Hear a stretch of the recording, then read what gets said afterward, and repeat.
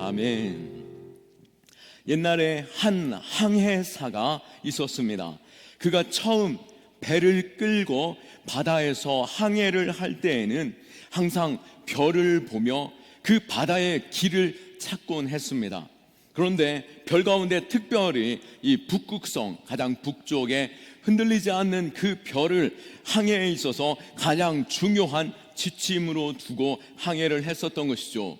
그런데 그가 항해의 시간이 늘어나면서 그는 점점 자신의 경험과 또 기술에 자만하기 시작했습니다. 북극성 역시 그에게는 이제 그리 중요하지 않다라고, 이제는 별을 보지 않아도 나는 충분히 항해를 할 수 있다 생각했던 것이죠. 그는 이제 경험 많은 항해자로서 어떤 별 없이도 항해를 할 수 있을 것이라 생각했었습니다. 그런데 어느 폭풍 치는 밤에 이 항해자는 순식간에 자신의 방향과 길을 잃어버리고 말았던 것이죠. 다급한 마음에 하늘을 바라보았지만 어떻겠습니까?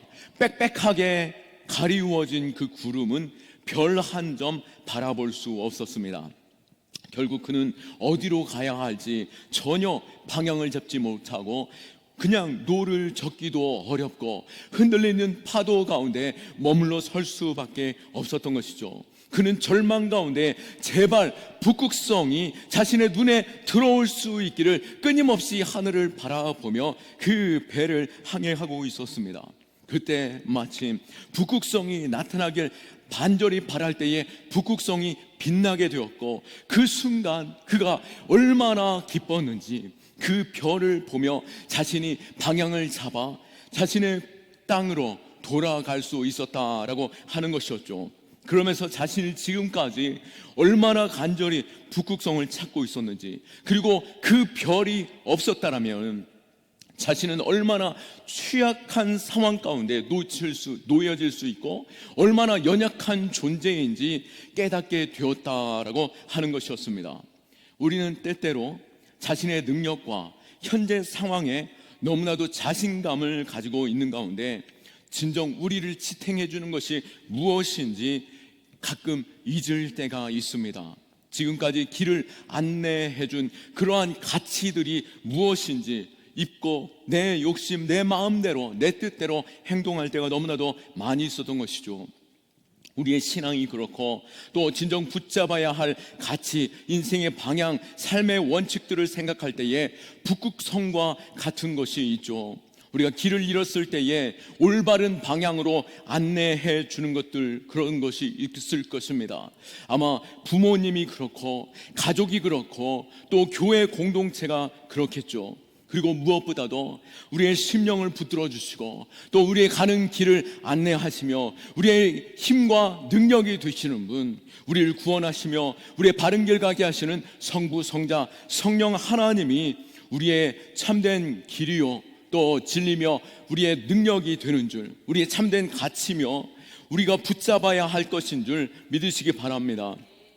고린도후서 4장 7절에서 10절 말씀 볼 때에도 우리가 이 보배를 질그릇에 가졌으니 이는 심히 큰 능력은 하나님께 있고 우리에게 있지 아니함을 알게 하려 함이라.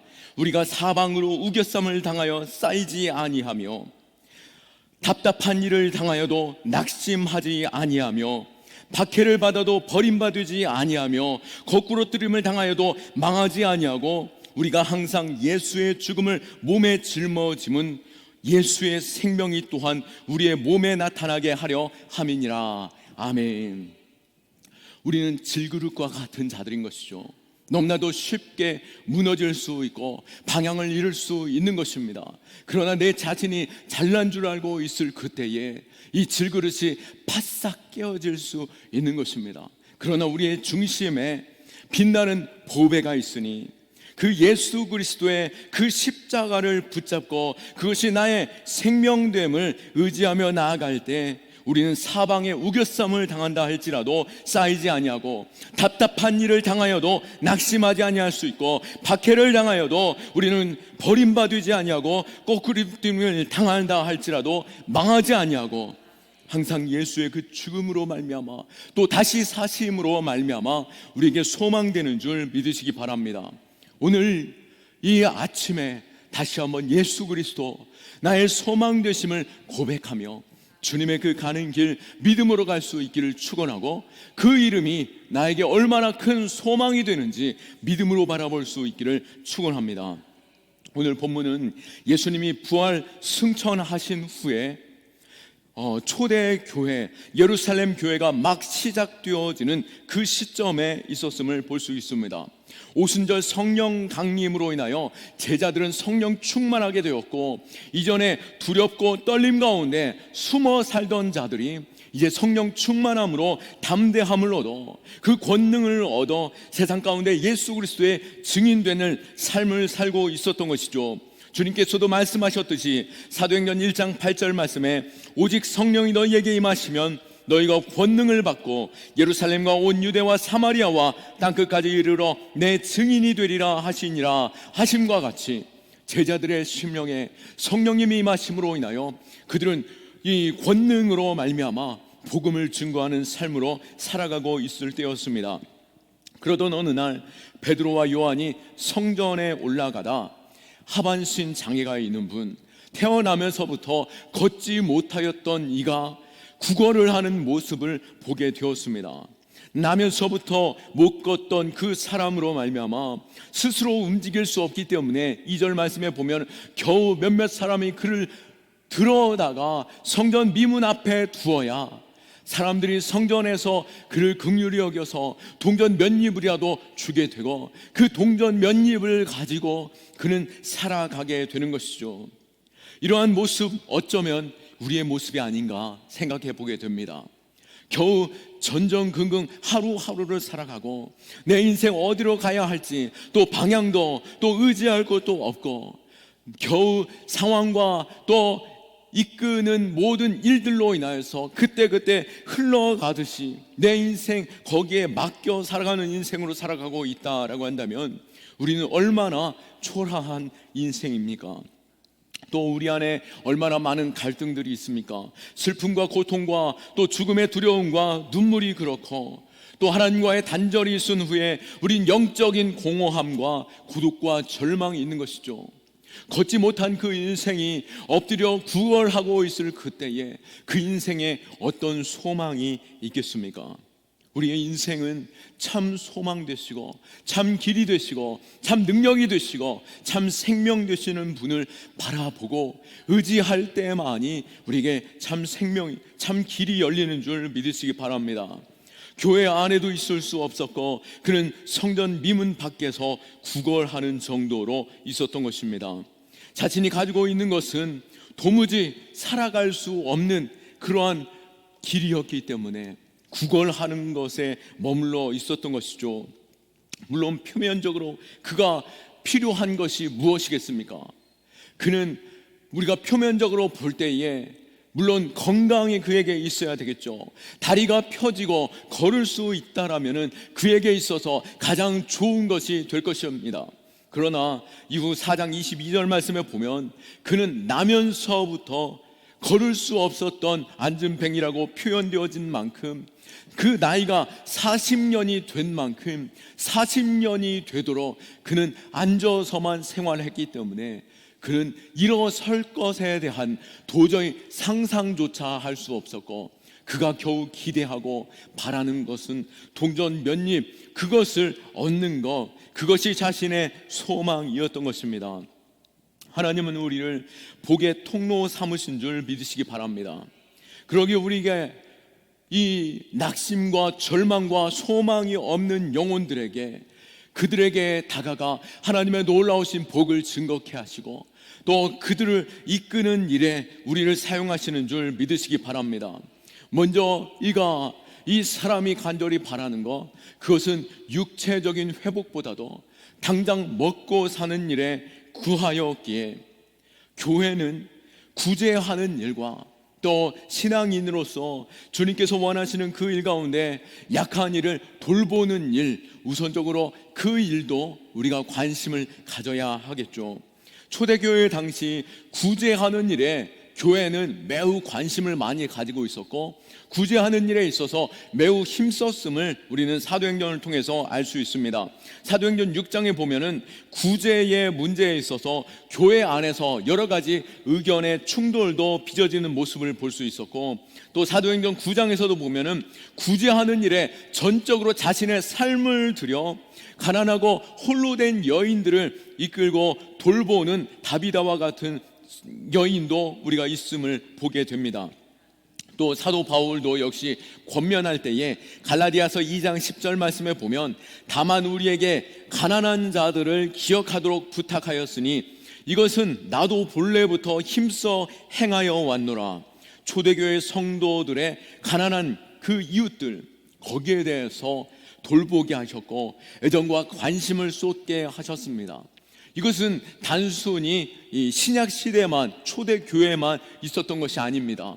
바로 하나님의 마음이 굶주림과 또 홀로됨과 연약함 가운데 있는 자들에 대한 관심과 사랑과, 그리고 하나님의 백성들이 그들을 돌볼 것에 대해서 말씀하시는데요, 이사야 58장 7절에서 9절 말씀에 보면 또 줄인 자에게 너의 양식을 나누어 주며 유리하는 빈민을 집에 들이며 헐벗은 자를 보면 입히고 또 내 골육을 피하여 스스로 숨지 아니하는 것이 아니겠느냐.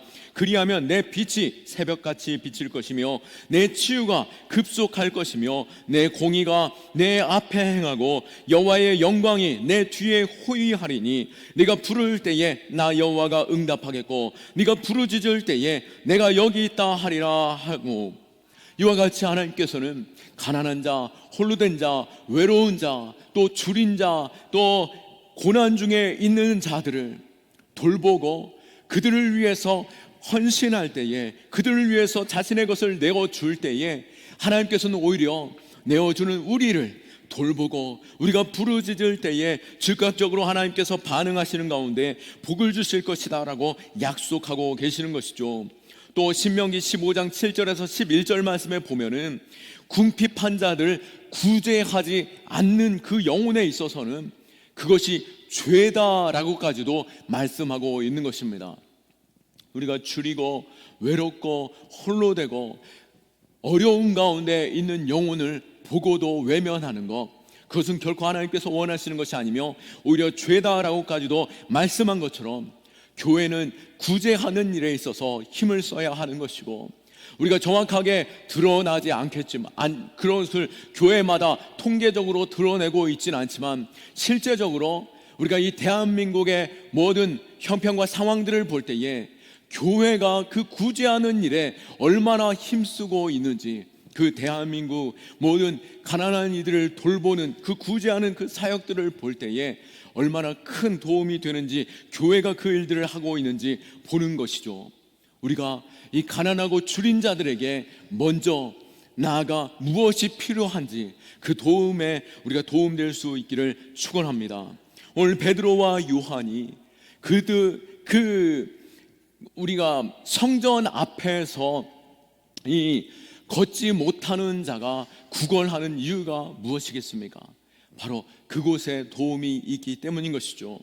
그리고 베드로와 요한 역시도 그 마음 가운데 그를 돕고 싶은 그 마음이 컸고, 내가 지금 동전이 없기 때문에 라고 하는 그 마음에서도 우리가 볼 수 있는 것처럼 아쉬움과 또 안타까움이 있는 것이죠.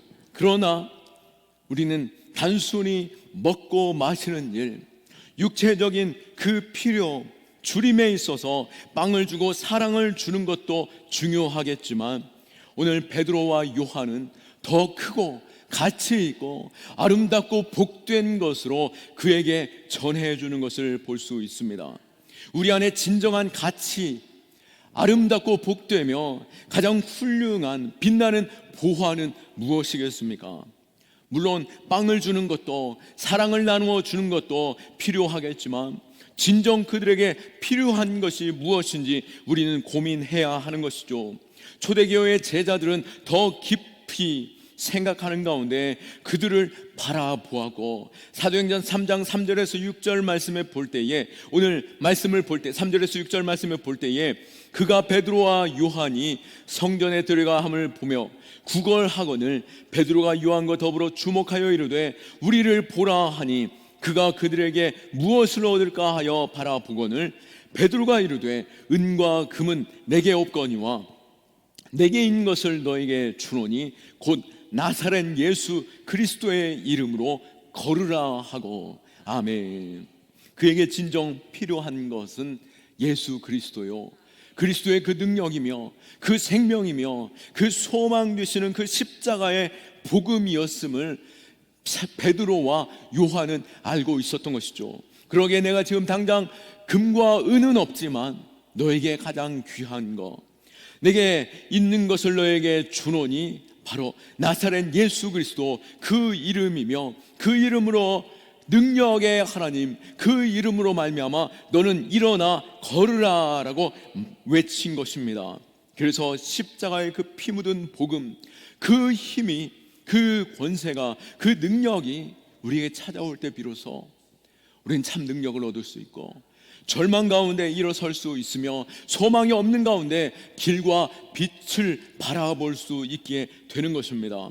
그러기에 교회가 최고의 것을 줄 수 있는 것, 금과 은을 줄 수도 있겠지만, 주린이들에게 빵과 사랑을 나눌 수 있겠지만, 더 가치 있고 아름답고 보배로운 그 이름, 바로 예수 그리스도 그 이름을 증거해야 할 줄로 믿으시기 바랍니다.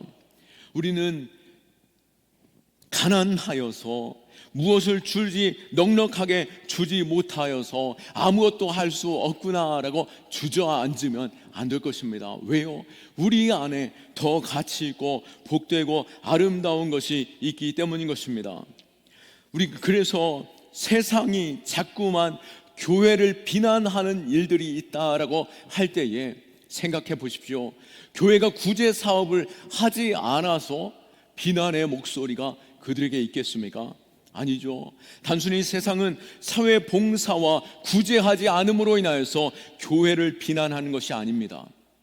교회 안에 아름다운 모습이, 또 영광스러운 모습이, 그 거룩함과 그 진실함이 사라졌고 예수 그리스도 그 이름에 빛나는 가치를 잃어버렸기 때문에 교회가 비난 가운데 있는 것이죠. 그렇기에 이웃을 사랑하고 봉사하는 것도 중요하겠지만, 우리 안에 진정 예수 그리스도가 있는가, 또 우리는 예수 그리스도 그 아름다우심을 나타내 보이며 증거하고 있는가, 우리 자신을 돌아보아야 할 것입니다. 우리는 따져볼 때에 더 가치 있는 것이 무엇이겠습니까? 최고의 가치, 최고의 재산은 바로 예수 그리스도인 것입니다. 진짜 빛나는 보석은 바로 은금이 아니라 예수 그리스도의 그 생명의 복음인 것이며, 진정한 능력과 힘은 바로 예수 그리스도 그 이름의 권능과 능력인 것입니다. 우리가 이 복음을 붙잡고 이 세상 가운데 참된 생명과 능력 위에 또 참된 길을 걸어갈 수 있기를 축원합니다. 교회 안에서조차 은금을 따지고 그것에 우리가 더 가치를 두게 된다면 그것은 진정한 교회의 모습을 찾을 수 없게 될 것입니다. 당시 중세 시대의 교회 역시도 그러한 모습으로 은금이 더 가치 있는 것으로 보여질 때가 있었는데요, 12세기경에 있었던 이야기입니다. 신학자 토마스 아퀴나스가 교황과 함께 성 베드로 성당을 둘러보고 있을 때에, 그때 이 성 베드로 성당에 장엄하고 웅장한 그 아름다움, 그리고 황금 보석으로 치장되어져 있는, 꾸며져 있는 그 성당을 바라보면서 교황이 말합니다. 토마스, 교회는 이제 더 이상 은금이 내게 없거니와 라고 말할 만한 교회들이 아니게 되었소. 저 성전을 보시오. 얼마나 아름답고 휘황찬란하며 은금 보화가 가득한가 보이지 않지 않소? 라고 이 토마스 아퀴나스에게 황제가 말하게 되었습니다. 그때 토마스 아퀴나스가 말을 하죠. 예, 교황님, 정말 은금이 가득한 교회가 있으니 너무나도 아름답군요. 하지만 은금이 있음으로 인해서 이제 교회는 더 이상 일어나 걸으라 라고 말하지 못하게 된 것에 있어서도 너무나도 안타깝습니다. 우리가 예수 그리스도 그 이름을 잃어버리고 은금에 집중하게 된다면, 또 세상의 가치, 세상의 자랑, 또 세상에 드러나는 것에 집중하게 되면 그 교회의 능력은 사라지게 되는 것이죠. 내 안에 예수 그리스도가 사라지고, 또 내 안에 예수 그리스도의 그 능력과 그 말씀의 권위, 우리의 그 예수 그리스도의 그 아름다움이 사라지는 순간 우리는 내 자신을 돌아볼 때도 세상 가운데 조롱거리밖에 되지 못하는 자임을 알아야 할 것입니다. 우리는 정말 두려워해야 할 것이 무엇이겠습니까? 그것은 내가 은금을 잃어버리는 것이 아니라 예수 그리스도 그 이름이 내 모습 가운데 나타나지 않는 것, 내 삶에서 예수 그리스도 그 이름이 드러나지 않는 것, 이 경암교회를 생각할 때에 복음을 증거하고 복음에 힘쓰는 교회라는 그 소문이 나지 않는다라는 것, 그것이 가장 안타까운 소리가 되지 않겠습니까? 우리 안에 다시 한번 예수 그리스도 그 이름이 빛나는 삶을 살아가고 있는지 우리 자신을 돌아볼 수 있기를 축원합니다. 우리가 예수를 선포하지 못하는 이유가 무엇이겠습니까? 바로 우리 안에 예수 그 이름이 없으면 어찌 세상 가운데 능력을 나타내 보일 수 있고, 또 어찌 그 가난하고 줄이고 또 절망 중에 있는 이들에게 소망을 줄 수 있겠습니까? 동전 몇 입으로 그 인생을 완전히 바꿀 수 있겠습니까? 바로 예수 그리스도, 내 안에 예수 그리스도가 있어야만이 그 예수 그리스도를 증거할 수 있고 그 예수 그리스도가 그 삶을 변화시키는 것이죠. 6절 말씀에 베드로가 이르되 은과 금은 내게 없거니와 내게 있는 것을 내게 주노니 나사렛 예수 그리스도의 이름으로 일어나 걸으라 라고 말할 수 있는 것, 일어나 걸으라 라고 담대히 말할 수 있는 것, 절망 중에 있는 영혼이여 일어나십시오. 내 손을 붙잡고 다시 한번 일어나 봅시다. 우리에게 소망이 있습니다. 우리에게 능력이 있습니다. 길이 있습니다. 왜요? 우리에게 예수 그리스도가 있기 때문인 것입니다. 우리는 그 이름을 증거하며 이끌 수 있는 믿음의 사람 되어야 할 것입니다. 먼저 전하는 자신 안에 이 역사가 임하여져 하나님의 놀라우신 그 이름을 증거 삼아야 하는 것이죠. 사도행전 3장 15절 말씀에 생명의 주를 죽였도다 그러나 하나님이 죽은 자 가운데서 그를 살리셨으니 우리가 이 일의 증인이로다. 아멘. 사도행전의 끊임없이 놀라운 역사와 예수 그리스도가 주가 되심을 증거하는 나타나는 그 기적들, 바로 그들이 끊임없이 자신의 생명보다 예수 그리스도의 생명, 그 생명이 나를 살렸고 그 생명을 위하여 내 생명 드릴 수 있음을 고백하며 그 이름을 증거하였기에 이 초대 교회가 능력 있는 교회 될 수 있었던 것이죠.